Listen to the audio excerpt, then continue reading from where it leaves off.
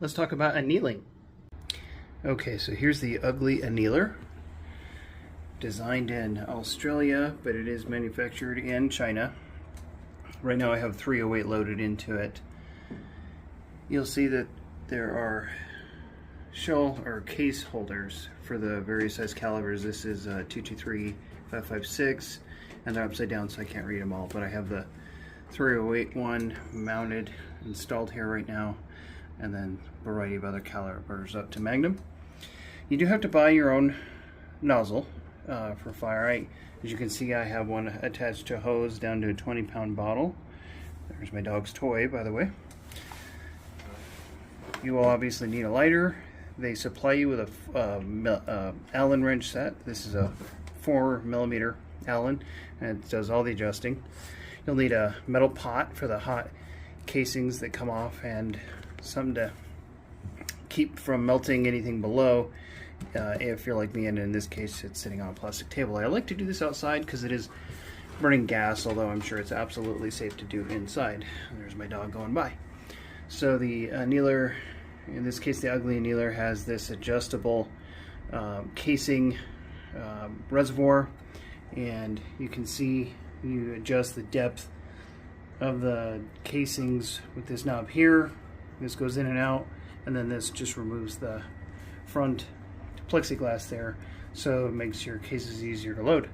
Now, if you don't want to use a 20-pound bottle, don't worry. I just happen to have an extra one and don't want to go through 1-pound bottles or little blowtorch bottles, so I just have the 20-pound bottle, but a 1-pound bottle will last quite a while. I just wanted to have a bottle that lasted forever, so that's why I have the 20-pound. So part of finding out how long to anneal the cases for, how long the timer should be set, you can use a number of different methods, but a common one is to use something like Anneals or Tempelac. They're rated for different temperatures, and in this case you paint it into the neck of one of the cases, and then when it hits the right temperature it'll turn clear, and so you adjust the time up and down, longer or shorter, to get that result. I have left this open or something because it's all congealed, so I won't be able to demonstrate that right now. Now when it comes to turning on the annealer, you can see that it immediately started running a case, and I'm not going to let it run. I'll just let it go through its motions till I turn it on with the flame, but you can see it rotates for the prescribed amount of time. I believe that's seconds, the setting. And if you adjust the knob here, it turns your time up and down. And so I have found that 26 works best for my 308 cases to get the right temperature. And so that's what I have it set at.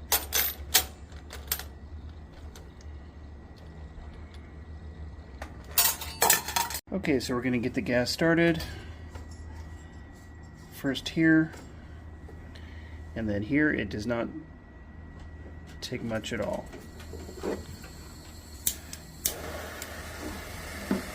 And that's already too far. You're looking for the blue cone to just, the inner blue cone, to just touch the casing, and I can tell roughly where that is before the case gets in there just by a little bit of a guess. Once it gets there, we'll adjust. So that's going. It's not a lot of gas. It'll run forever and ever and ever. So now we're going to turn on the power. It's at the right setting for my cases. And if you're like me, a little bit of refreshments.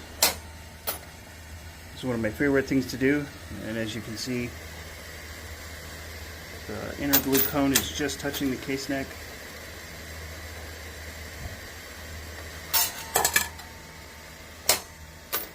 And I can just sit and watch this for hours if I had enough cases to do.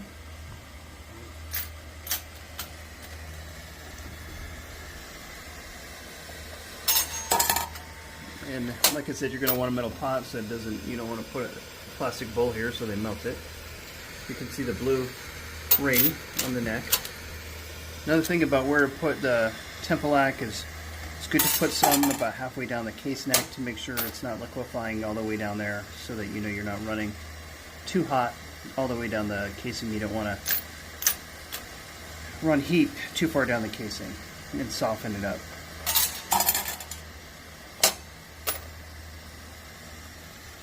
Some annealers use induction heat, some annealers use double flames, and I find this works great.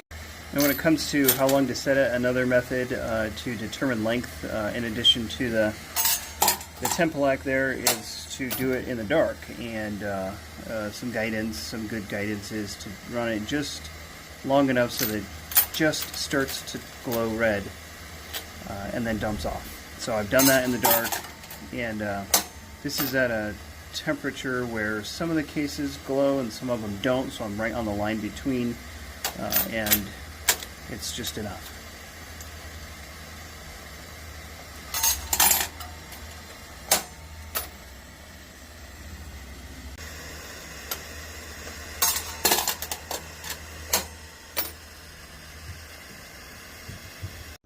So that's my review of the Ugly Annealer and an explanation of the process as I do it so far. Let me know if you have any questions, and as always, please like, subscribe, share, and thank you for watching my channel.